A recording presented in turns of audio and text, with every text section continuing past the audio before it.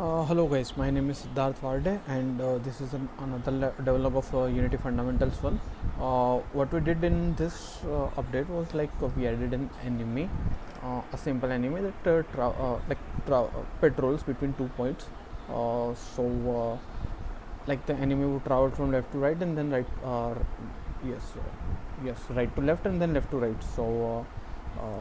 And then again when the player collides with the enemy, his health would be reduced, and when currently he has 3 healths. So if player collides 3 times with the enemy, then he dies and level would be reloaded.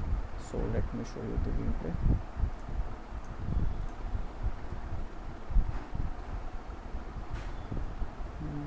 And notice that these enemies would not collide with each other twice, 3 times. So that is it.